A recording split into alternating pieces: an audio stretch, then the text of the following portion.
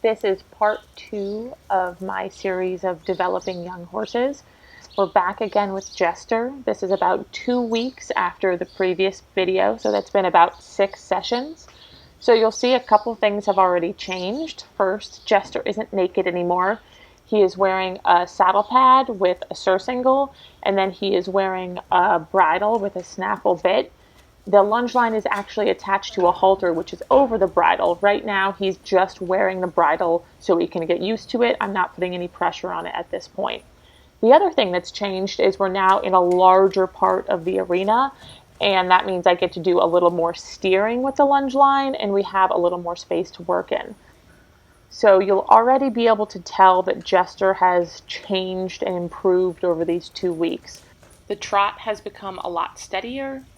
His transitions are much smoother, but also a lot more prompt. Like there, I said, whoa, and immediately he came back down into his walk. And now we're going to start to actually ask for the transition. So a few steps of trot, and then we come right back into the walk.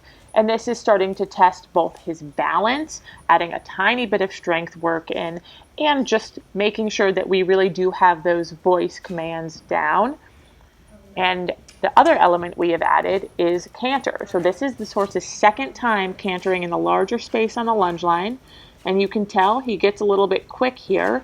And my job is not to shut down that canter, just to try to help him balance, go with him, and then bring him back down to a trot. And that's a very typical young horse reaction. The canter is hard. It's hard on a small circle. It's hard on a lunge line.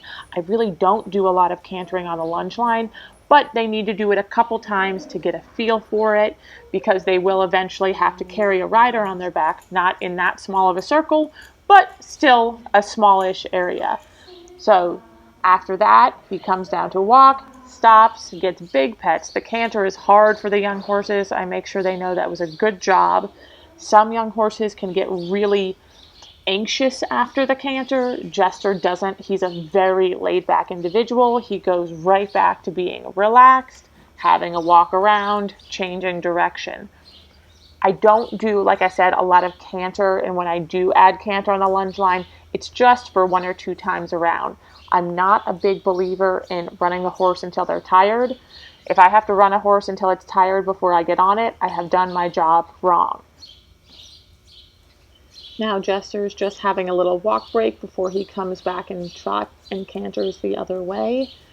I like to give them little breaks between everything to help them process. And again, these young horses are just coming into work, so they're not that fit yet. Now, as he's going around, we're going to ask for the same thing. I try to be pretty even. What I ask for with one direction, we do the same the other direction. So we'll do a trot to walk, walk to trot transition.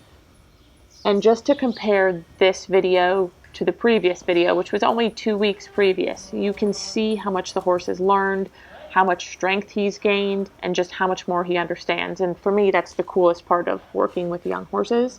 The transition upwards is quite soft and prompt, really lovely. Jester, for a young horse, does actually have nicer transitions than you get from most of them at this stage. And so here, I can tell that I'm preparing to bring Jester into the canter. I give him a little heads up, and then I send him forward. Again, with young horses, I am keeping the energy forward, shutting it down. Getting scared either on the ground or on the young horses is not helpful. Unless they're being truly naughty and you're really in danger, the horses really need to come forward. And then the downward transition, he comes back to the trot, and then I keep him going forward in the trot until we're ready to walk. And again, every transition, I'm trying to keep the momentum and the movement forward. So even when he comes back down, I let him walk forward for a little bit until I say, whoa. And here he actually doesn't listen on the first whoa, so I wait. Oh, and then he stops. And then again, big pats. You can tell in a lot of my videos that I'm really effusive with my praise with the young horses. And some of that is because I'm just a genuinely positive person, whether that is with my human clients or my horse clients. I tend to reward and praise more than we criticize or break down confidence.